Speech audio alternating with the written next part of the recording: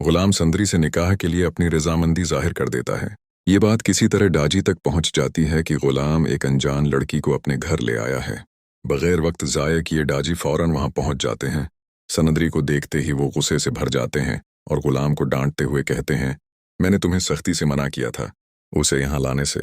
उस पर गुलाम बताता है कि बादशाह भी उसी लड़की का दीवाना हो चुका है।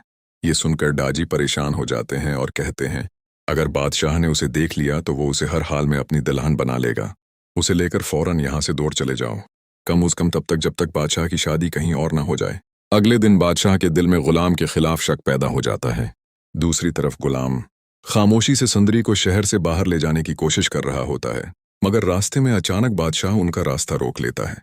अपने दोस्त की इस हरकत पर बादशाह शदीद गुस्से में आ जाता है और कहता है, तुमने मेरी मोहब्बत मुझसे छिपा कर रखी, और गुस्से में गुलाम को थप्पड़ मार देता है। वो जबरदस्ती सुंदरी को अपने साथ ले जाने लगता है, मगर सुंदरी हाथ छुड़ाकर भागती है और कुछ दूर जाकर गिर जाती है। बादशाह उसे पकड़कर सीधा अपने घर ले आता है और सबके सामने ऐलान करता है कि वो सिर्फ सुंदरी से निकाह करेगा।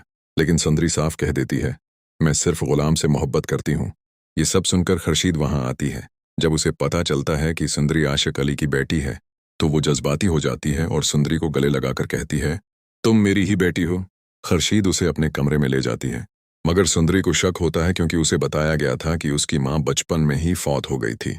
इस गलत फहमी को दूर करने के लिए खर्शीद उसे अपना निकाहनामा दिखाती है, जिससे सुंदरी को यकीन हो जाता है। अगले दिन बादशाह खर्शीद से सुंदरी का हाथ मांगता है। खर्शीद इनकार नहीं करती, मगर आखिरी फैसला सुंदरी पर छोड़ देती है। जब सुंदरी से पूछा जाता है तो वो साफ इनकार कर देती है और कहती है, मेरे वालिद ने मरते वक्त मुझे गुलाम के हवाले किया था और मैं बादशाह से नफरत करती हूँ। ये सुनकर बादशाह का गुरूर टूट जाता है और वो अपने आदमियों से गुलाम को अगवा करवा लेता है। कुछ दिन बाद बादशाह शहर से बाहर चला जाता है तो गुलाम मौके पाकर कैद से भाग निकलता है और सीधा हवेली पहुंच जाता है।